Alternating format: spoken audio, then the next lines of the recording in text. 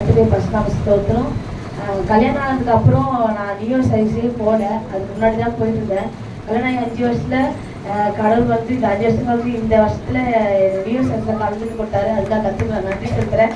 அது இல்லாமல் நான் சர்ச்சுக்கு வந்து போகிறது ரொம்ப வருஷம் கழிச்சு தான் நான் வர ஆரம்பித்தேன். என்னன்னு பார்த்தீங்கன்னா, நான் இதுக்கு முன்னாடி நாங்கள் பாடியில் வீடு இருந்தேன், அதுக்கு கொரட்டூரில் வீடு இருந்தேன்.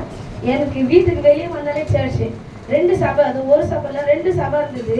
நான் வீட்டுக்கு வெளியே 2 வீடு தள்ளதான் சபை, ஒரு சந்தை தள்ளதான் சபை. அந்த மாதிரி 2 சபை வந்து நான் இருந்த 2 வீடு பக்கத்துலேயே இருந்தது. நான் பிரயாசப்படுவேன், போகணும் பிரயாசப்படும். ஆனால் நான் சொல்லிதான் வச்சிருவேன், அக்கா நாளைக்கு நான் வர உங்க கூட சொல்லிடுவேன்.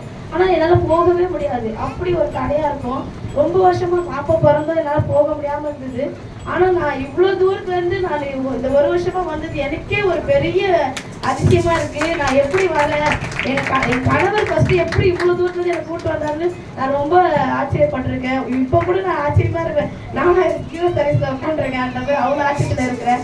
கர்த்தர் இப்படியா எங்களை வழிநடத்தினா இருக்கா, நான் கர்த்தருக்கு நன்றி செலுத்துகிறேன்.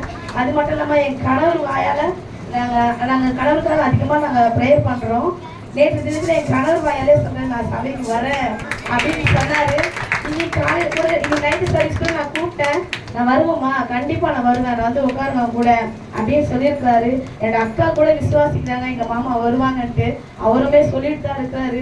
கர்த்தர் இப்படி ஒரு அதிசயம் எங்கள் வாழ்க்கையில் செய்வாங்க நான் நினைக்கிறேன். அவங்க சொன்ன அந்த வார்த்தையில் அறிக்கிறது அவங்க செயல்படுத்துவாங்க நாங்கள் விசுவாசிக்கிற ஒரு வருஷத்தில் எங்களுக்காக ஜெபிச்சுக்கோங்க. அவங்க வந்து இந்த வருஷத்துல புது வருஷத்துல அவங்க நாங்கள் குடும்பமாக நாங்கள் வந்து சாட்சியாக நிற்கணும்.